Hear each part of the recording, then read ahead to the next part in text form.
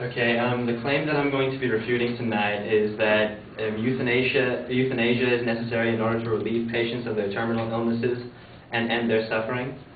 The opponent or the advocate of this claim used three supporting claims to back up her main claim.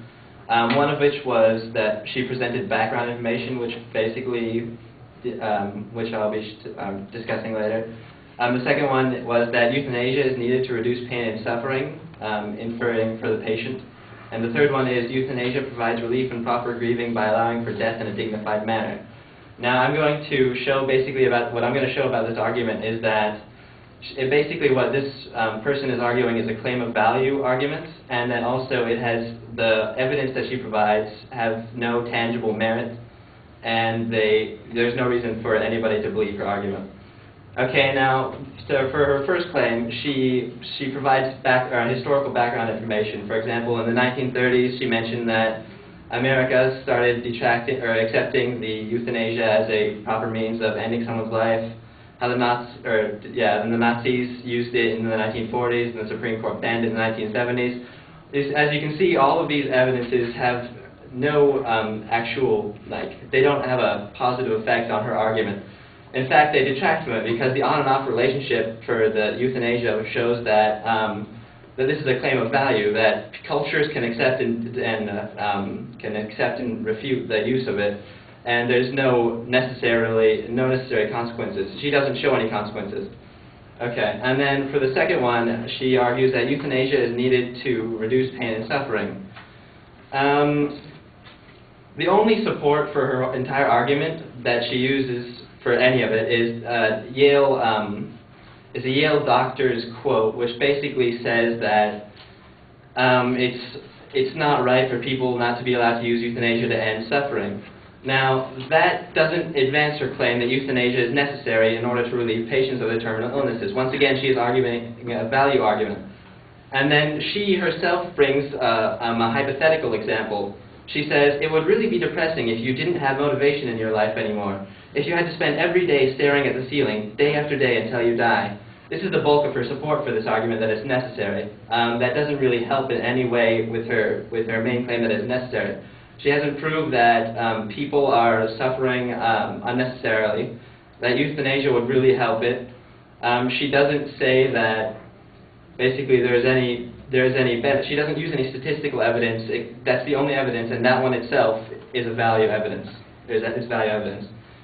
Okay, so for the third argument, this is the only third argument where she says euthanasia provides relief and proper grieving by allowing for death in a dignified manner. This is the only kind of somewhat claim of fact related support, and this in itself, she doesn't really support this, but I'm going to present a study that I found by the University of Utrecht which counters this claim, and she doesn't have any support for it herself, but I'm just going to counter it anyways. The University Medical Center of Utrecht performed a study between 1992 and 1999. Obviously, euthanasia hasn't changed since then, so it's still a valid means, and it's still the same as it was. It made a study of the relatives of 58 cancer patients who were faced with the decision to terminate the relatives' lives through euthanasia as opposed to dying naturally. After the decision was made, an extensive questionnaire was handed out. The final results of this survey of ultimately 505 people was that 189 went through the euthanasia process and 316 went through the natural course of life. Of these 189, 46 of them reported having feelings of traumatic stress and depression, as opposed to 42 of the 316 who reported similar feelings of stress. That's nearly 25% of the people who used euthanasia were showing signs of psychological problems. That's clearly contradictory to her claim that euthanasia is necessary in order to relieve patients of their terminal illnesses. Clearly, it's just causing more problems, as shown by this study. Okay, so also, for the second half of that argument that allows for death in a dignified manner, that doesn't really work because, once again, you go into culture. Like, for example, the Arabian culture says that death in a dignified manner isn't killing yourself before it's your time. You're supposed to wait it out. And there's several reasons, but once again, that's value culture. The Japanese culture advocates for death as soon as you do something dishonorable or when your use is no longer valid. And so that's another thing. It's cultural based. It's not. There's no tangible evidence presented here. Okay, so now in conclusion for my argument, I basically showed you that Melissa never defined specific reasons as to why people would want to end their life. She doesn't ever define which terminal illnesses should necessarily use euthanasia to end supposed suffering. She presented little to no concrete evidences or actual visualizations other than hypothetical examples and has no support for these claims other than value judgments. There's no evidence saying that people are suffering and that there's no alternative. Stripped to its essence, basically her claim is a claim of value, that total amount of life is worth less than quality of life. And then the only claim of fact is presented in the support, and it is that families can benefit from the ending of suffering, but this is once again unsupported, and I presented the counterexample to that.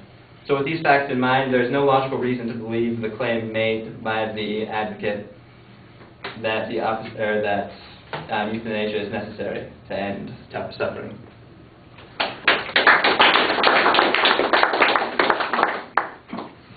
All right, you labeled the claims pretty clearly. You're taking a general position on the conclusion of the advocate, suggesting that there's a value argument there. One of the things that you might want to do is talk about why supporting the value argument doesn't advance the claim of fact very well. I thought you did that internally pretty well, but especially at the beginning and right at the end, you keep coming back to that point without explaining to us why that's important. I thought you did it okay on the individual points, but not in your general statement. The transition to the supporting points was clear and easy to follow. Your analysis of the evidence that was used by the advocate I thought was pretty good. I think you could have used a little counter evidence on a couple of points. The third point where you do have some counter evidence I think is your strongest information, and you need to also interpret that information a little bit more clearly. It sounds like it was a study done someplace where euthanasia is widely accepted in practice, which allows us to get those statistical comparisons. And then in essence you do finally make a counterclaim on this particular point that says